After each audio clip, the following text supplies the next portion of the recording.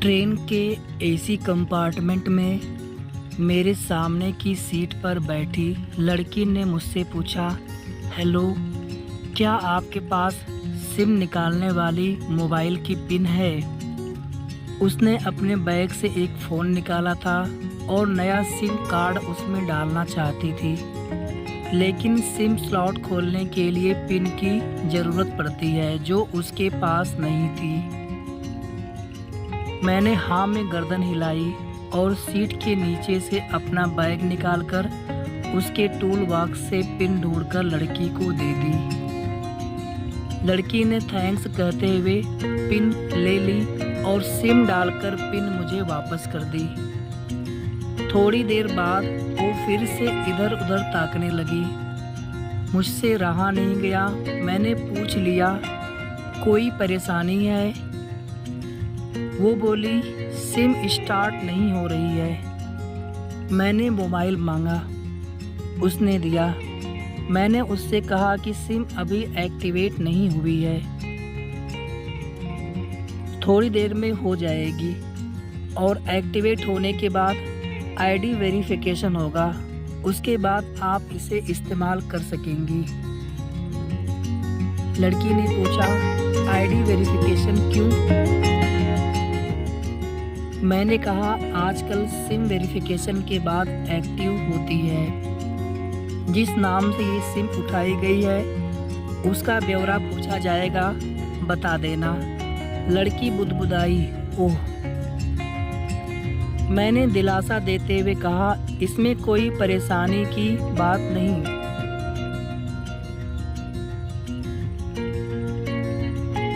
वो अपने एक हाथ से दूसरा हाथ दबाती रही, मानो किसी परेशानी में हो। मैंने फिर विनम्रता से पूछा, आपको कहीं कॉल करना हो तो मेरा मोबाइल इस्तेमाल कर लीजिए। लड़की ने कहा, जी फ़िलहाल नहीं, थैंक्स, लेकिन ये सिम किस नाम से खरीदी गई है मुझे नहीं पता। मैंने कहा, एक बार एक्टिव हो जाने दीजिए, जिसने आपको सिम दी है उसी के नाम की होगी। उसने कहा, ओके, कोशिश करते हैं। मैंने पूछा, आपका स्टेशन कहाँ है? लड़की ने कहा, दिल्ली। और आप? लड़की ने मुझसे पूछा। मैंने कहा, दिल्ली ही जा रहा हूँ, एक दिन का काम है। आप दिल्ली में रहती हैं या? लड़की बोली, नहीं नहीं, दिल्ली में कोई काम नहीं, ना मेरा घर है वहाँ। तो मैंने उत्सुकतावश पूछा। वो बोली, दरअसल ये दूसरी ट्रेन है जिसमें आज मैं हूँ और दिल्ली से तीसरी गाड़ी पकड़नी है, फिर हमेशा के लिए आज़ाद। आज़ाद? लेकिन किस तरह की कैद से? मुझे फिर जिज्ञासा हुई, किस कैद में थी ये कमसिन अल्हड़ सी लड़की? लड़की बोली, उसी कैद में थी जिसमें हर लड़की होती है, जहाँ घर वाले कहें शादी कर लो, जब जैसा कहें वैसा करो। मैं घर से भाग चुकी हूँ।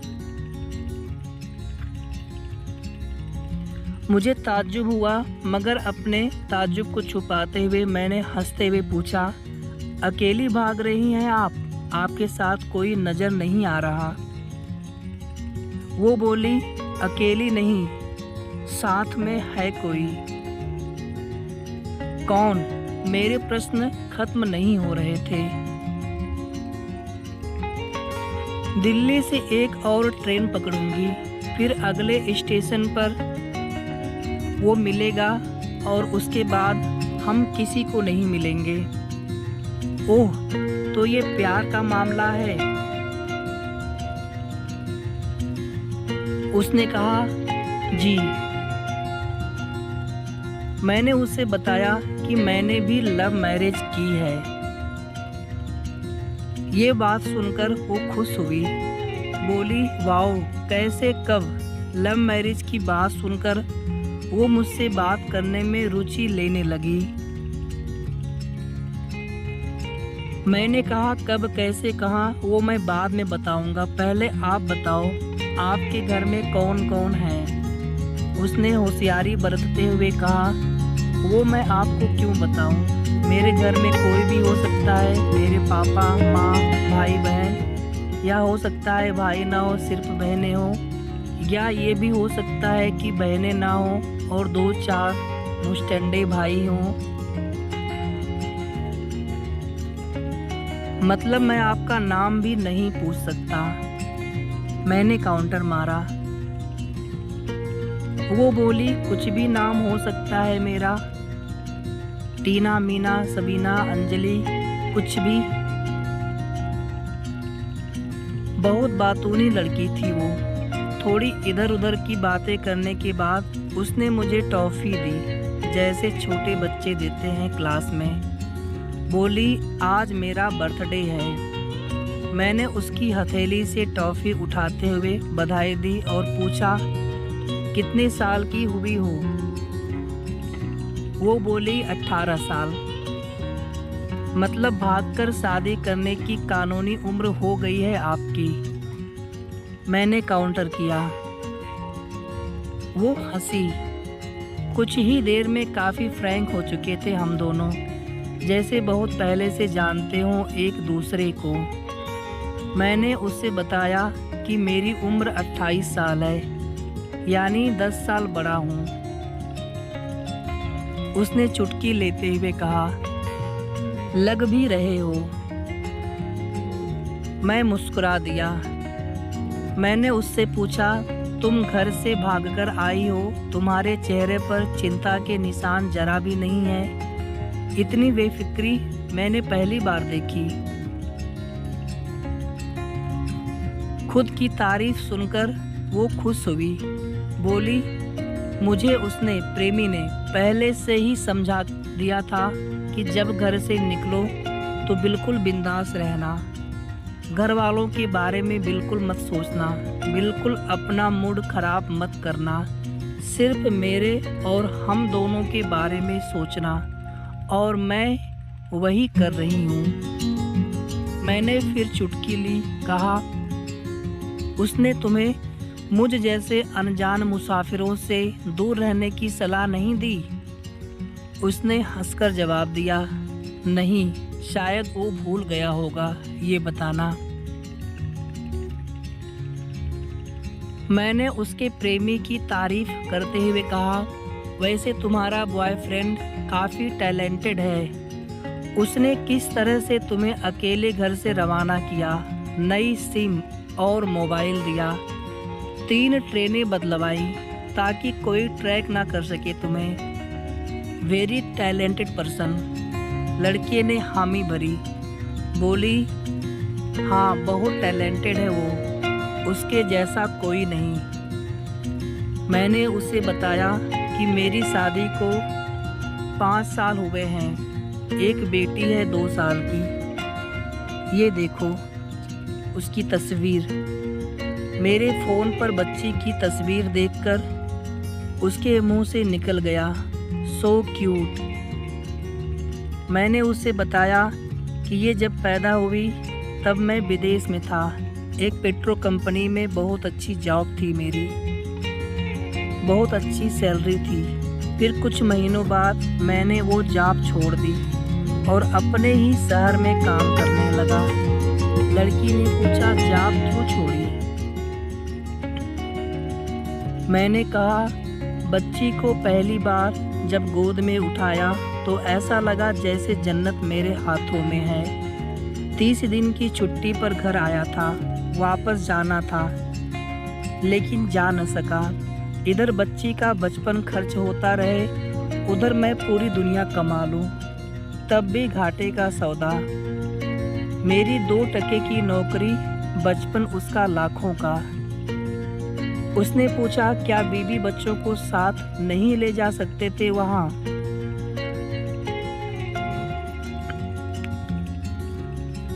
मैंने कहा, काफ़ी टेक्निकल मामलों से गुजरकर एक लंबी अवधि के बाद रख सकते हैं। उस वक्त ये मुमकिन नहीं था। मुझे दोनों में से एक को चुनना था।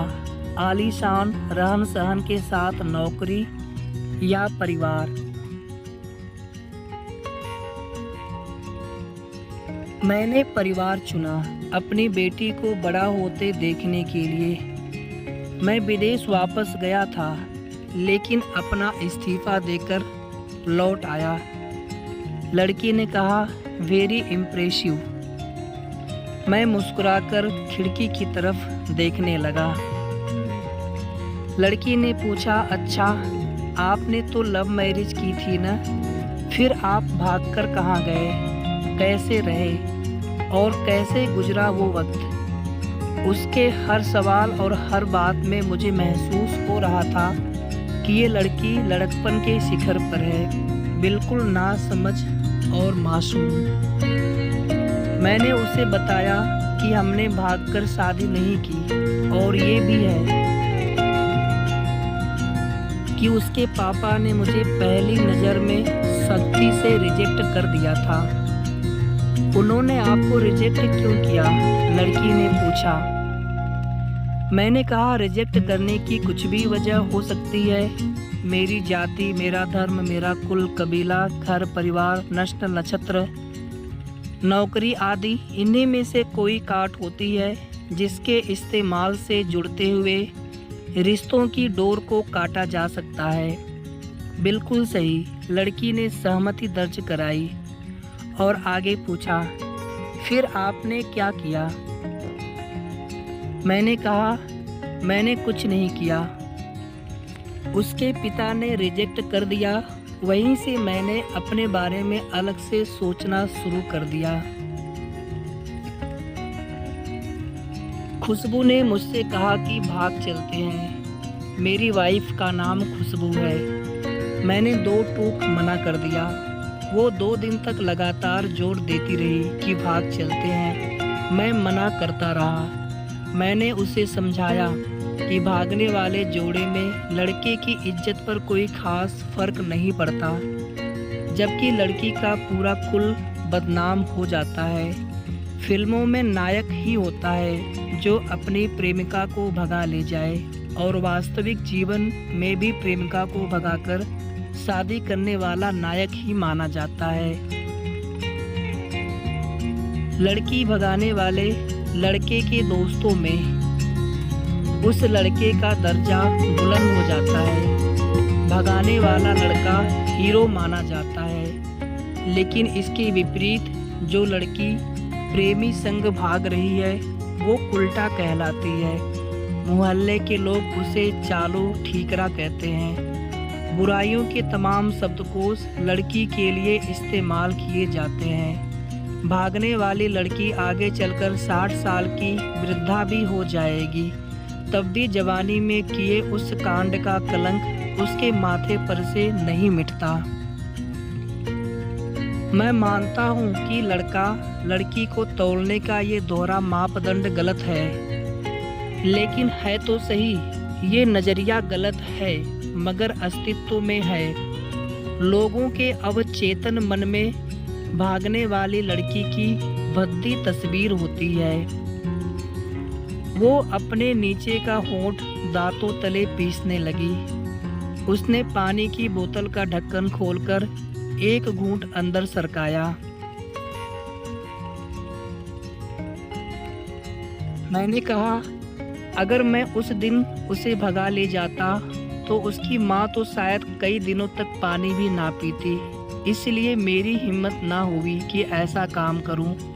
मैं जिससे प्रेम करूं उसके माँ बाप मेरे माँ बाप के समान ही हैं। चाहे शादी ना हो तो ना हो। कुछ पल के लिए वो सोच में पड़ गई, लेकिन मेरे बारे में और अधिक जानना चाहती थी। उसने पूछा, फिर आपकी शादी कैसे हुई? मैंने बताया कि खुशबू की सगाई कहीं और कर दी गई थी। धीरे धीरे सब कुछ नॉर्मल होने लगा था।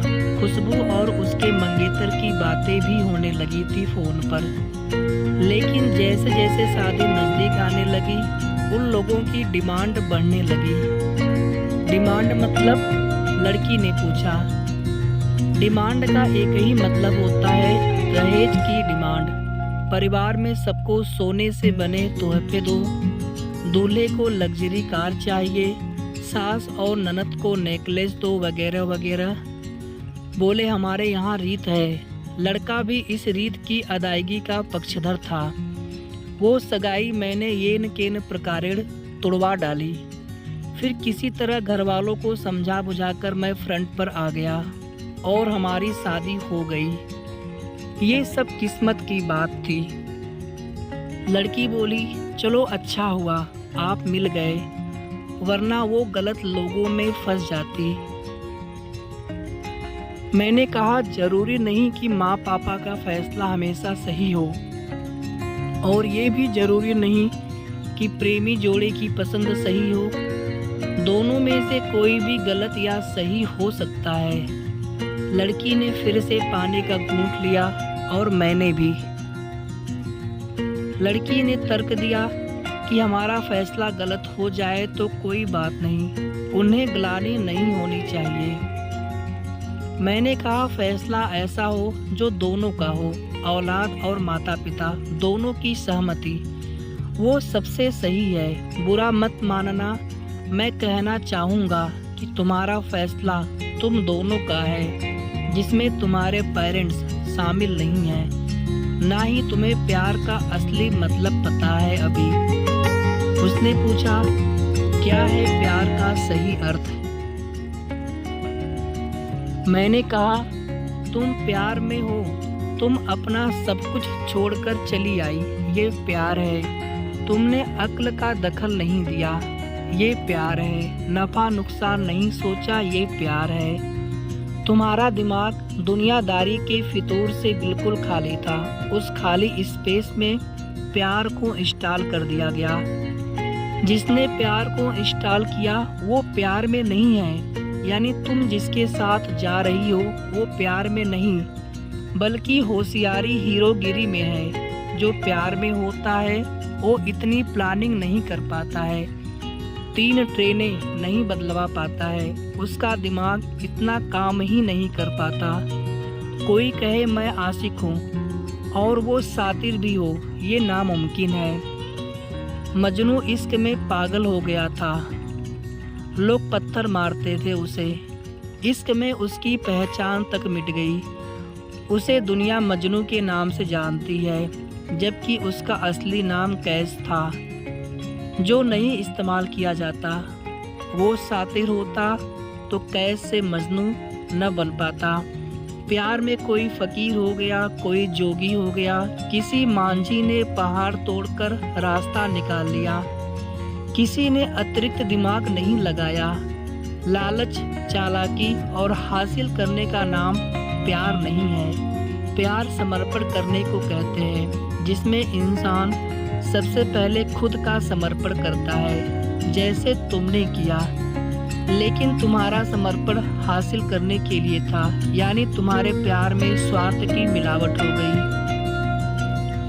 डॉक्टर इकबाल का शेर है, अक्ल अय्यार है 100 भेष बदल लेती है। इश्क बेचारा ना मुल्ला है, ना जाहिद, ना हकीम। लड़की अचानक से खो सी गई। उसकी खिलखिलाहट और बचपना एकदम से खामोशी में बदल गया। मुझे लगा मैं कुछ ज़्यादा तो नहीं बोल गया, फिर भी मैंने जारी रखा।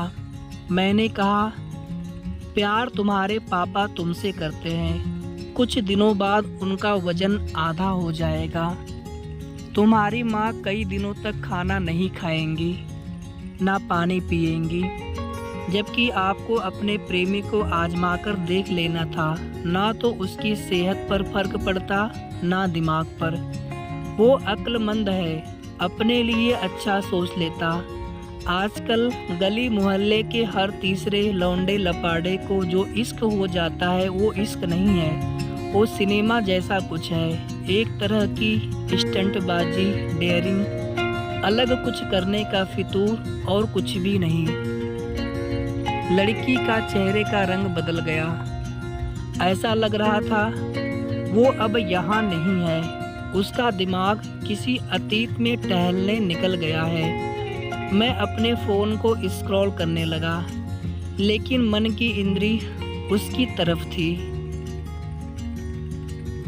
थोड़ी ही देर में उसका और मेरा स्टेशन आ गया। बात कहाँ से निकली थी और कहाँ पहुँच गई। उसके मोबाइल पर मैसेज टोन बजी। देखा सिम एक्टिवेट हो चुकी थी। उसने चुपचाप बैग में से आगे का टिकट निकाला और फाड़ दिया। मुझे कहा एक कॉल करना है। मैंने मोबाइल दिया। उसने नंबर डायल करके कहा सॉरी पापा, और सिसक सिसक कर रोने लगी। सामने से पापा फ़ोन पर बेटी को संभालने की कोशिश करने लगे। उसने कहा पापा आप बिल्कुल चिंता मत कीजिए, मैं घर आ रही हूँ। दोनों तरफ से भावनाओं का सागर उमड़ पड़ा।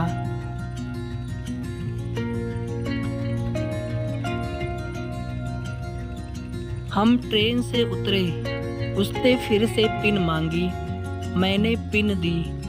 उसने मोबाइल से सिम निकालकर तोड़ दी और पिन मुझे वापस कर दी। तो कहानी कैसी लगी आप सभी कमेंट करके ज़रूर बताइएगा। कहानी अच्छी लगी हो तो वीडियो को आप सभी लाइक करके जितना हो सके शेयर कर दीजिएगा अपने दोस्तों परिचितों में। और इसी तरह की अच्छी अच्छी कहानियाँ सुनने के लिए अगर आपने अभी तक हमारे चैनल को सब्सक्राइब न किया हो तो सब्सक्राइब सबसे पहले कर लेंगे। और हमारे चैनल पर जो भी पहले की स्टोरीज पड़ी हैं, कहानियाँ पड़ी हैं, आप उन्हें भी जा कर के ज़रूर देखें। धन्यवाद।